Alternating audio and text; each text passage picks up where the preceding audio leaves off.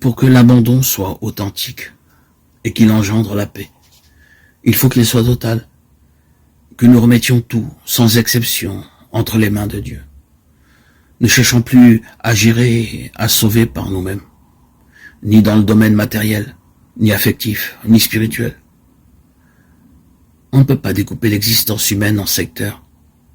Certains dans lesquels il serait légitime de s'abandonner à Dieu avec confiance, et d'autres au contraire, où il faut se débrouiller par soi-même exclusivement. Et sachons bien une chose, toute réalité que nous n'aurons pas abandonnée, que nous voudrons gérer par nous-mêmes, sans laisser carte blanche à Dieu, continuera plus ou moins à nous inquiéter. La mesure de notre paix intérieure sera celle de notre abandon, donc celle de notre détachement. L'abandon comporte ainsi une part inévitable de renoncement. Et c'est cela qui nous est le plus difficile. Nous avons une tendance naturelle à nous agripper à un tas de choses. Biens matériels, affection, désirs, projets. Et il nous coûte terriblement de lâcher prise. Car nous avons l'impression de nous perdre, de mourir.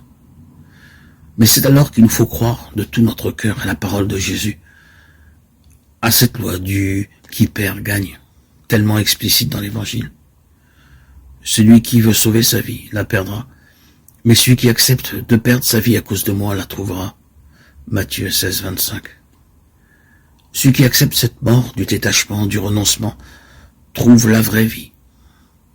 L'homme qui s'accroche à quelque chose, qui veut sauvegarder un domaine quelconque de sa vie pour le gérer à sa convenance, sans l'abandonner radicalement entre les mains de Dieu, fait un bien mauvais calcul. Il se charge de préoccupations inutiles. Il s'expose à l'inquiétude de perdre.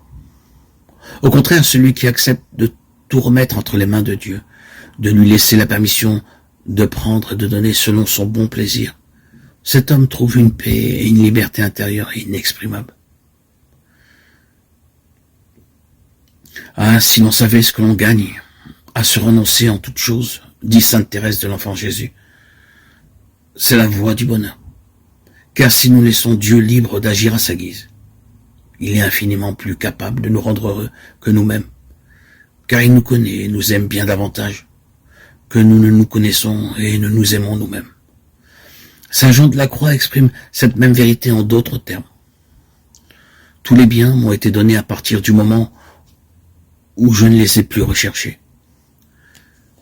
Si nous nous détachons de tout en le remettant entre les mains de Dieu, Dieu nous rendra bien davantage, le centuple, dès cette vie.